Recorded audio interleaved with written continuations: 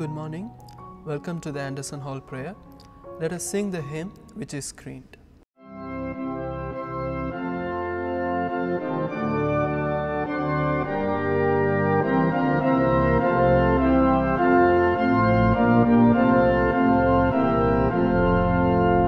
When we walk with our Lord in the light of His word, what a glory He sheds on our way.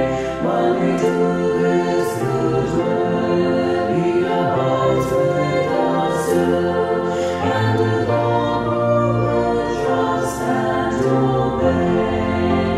Trust and obey, for there's no other way to be happy in Jesus but to trust and obey. Then in fellowship sweet we will sit at His feet, or we'll walk by His side in the way. What He says we will do, where He sends we will go. Never fear, only trust and obey. Trust and obey, for there's no other way to be happy in Jesus but to trust and obey. For today's devotion, I have taken the following verse from the Bible. Hebrews chapter 4, verse 13.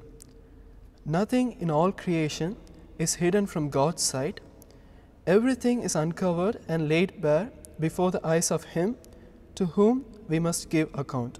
We all know that God is omniscient. We know He knows our heart. He knows us well, more than we know about ourselves. But yet, most of the time, we fail to express our true feelings to Him, our intentions, our plans, our thoughts.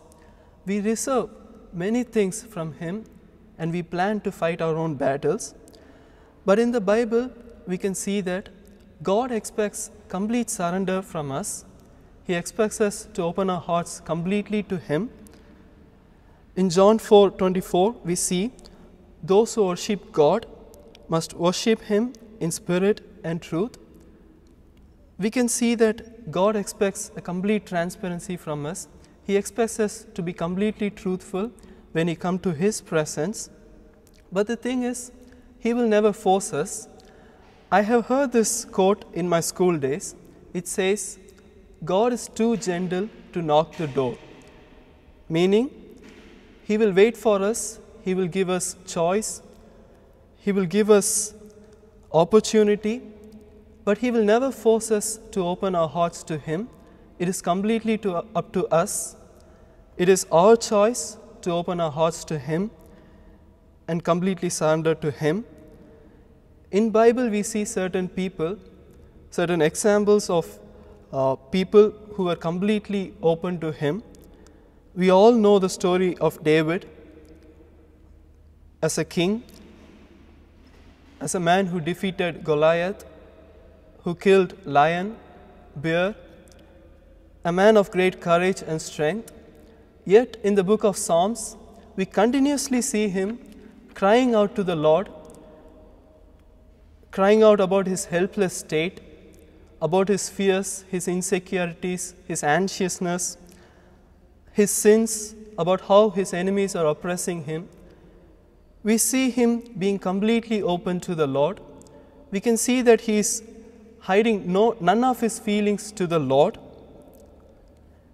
Also, we see in Isaiah chapter 37 about the story of Hezekiah, another king. His story goes like this. When the king of Assyria declared war against him, we see he was terrified, he was so afraid. Even after the Lord assuring him that He will be with Hezekiah, but we see that Hezekiah's faith was not so strong. But the good thing that he did was, he went to the Lord and cried out to Him. He submitted his fears to the Lord. He submitted what he truly felt to the Lord. his lack of faith, his doubts. It is said in Isaiah 37, verse 14, he went to the presence of the Lord and spread it before the Lord. So this is not just an act of despair. We see this as an act of total surrender to the Lord. So we'll see yet another example. Some of you might have heard about the great writer C.S. Lewis. He was the author of Chronicles of Narnia. Once a critic of God, he later accepted Christ. And the more he grew closer to God, the more he realized how wretched he was. But instead of hiding it, he opened it to the Lord. He submitted himself as truly as he was before the Lord. He went on saying the famous quote, "I pray because I am helpless." He realized how helpless he was, and he did not care to hide his true feelings from the Lord. So most of the times we realize how helpless we are. We realize how wretched we are. But instead of submitting ourselves to the Lord, truly as we are, we hide certain things, we feel ashamed to share certain things, and we try only to say the perfect things in prayer. But God knows our heart. He knows us more than we know about ourselves. And He not only knows us, despite that, He loves us, and not only that, despite knowing all our secret, He not only loves us, but He took the cross and died for us, and He is now ready and He is now willing to listen to all our problems, all our regrets, all our sins, all our insecurities, all our fears, all our anxieties, and also willing to deliver us from all the negative things. So I believe it's very safe to say that the very thing that we are ashamed to share to the Lord is the very thing that He wants us to share with Him. The very battle that we reserve to fight alone is a battle that He wants to fight for us. And we all know that when God fights a battle, the only outcome is victory. It is rightfully said in the Bible that His strength is made perfect in our weakness. So I end this devotion by saying, let us open our hearts to the Lord and trust in Him to change us for the better. Amen. Let us bow our heads in prayer.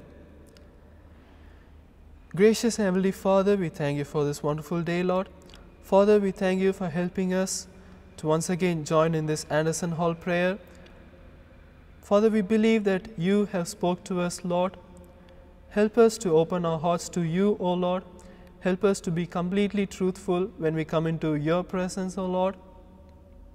Father, let us not lean on our own understanding, but teach us to walk with Your strength and guidance, Lord. Father, I pray for our college, our principal, our bursar, all our teaching and non-teaching staffs.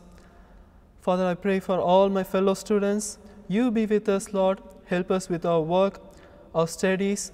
Let this day be a blessed one, O Lord. We ask all these things in the precious name of Jesus Christ. Amen.